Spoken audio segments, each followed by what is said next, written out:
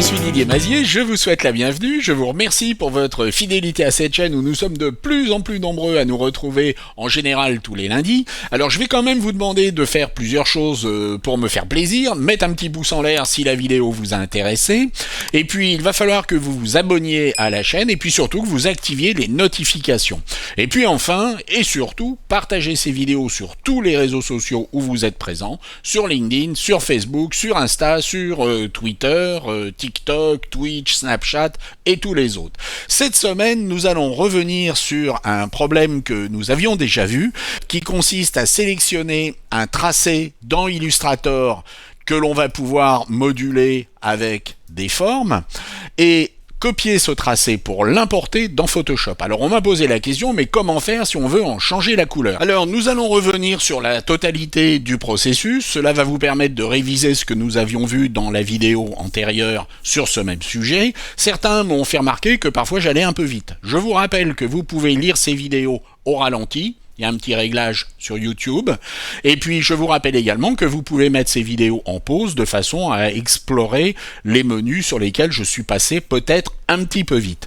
Alors, mettons-nous au travail immédiatement. Nous avions vu qu'il suffit de copier un élément qui est sélectionné dans Illustrator, donc avec commande C sur Mac ou CTRL C sur PC, de passer dans Photoshop, et une fois que nous allons le coller dans Photoshop, nous avons le choix de le coller en tant que calque ou d'objet dynamique. Je vous conseille l'objet dynamique qui nous permettra d'effectuer ensuite des modifications sur cet élément. Et notre élément a été collé dans Photoshop. Il s'agit d'un objet dynamique vectoriel. Alors nous pouvons sans aucun problème, pour le mettre en couleur, aller sur les effets, incrustation de couleurs, et choisir une couleur. Mais qu'est-ce qui va se passer? Vous constatez que la totalité de mon objet va prendre cette couleur. Nous allons donc rééditer cet objet pour corriger ce problème.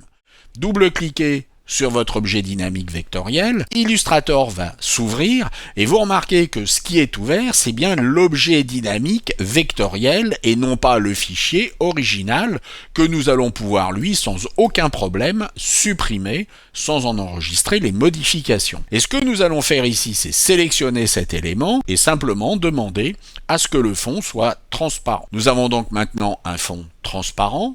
Nous pouvons refermer notre objet dynamique vectoriel ou simplement l'enregistrer. Et lorsque nous revenons dans Photoshop, vous constatez que notre objet est bien maintenant avec un fond qui est transparent. Alors cette incrustation de couleurs peut être multiple.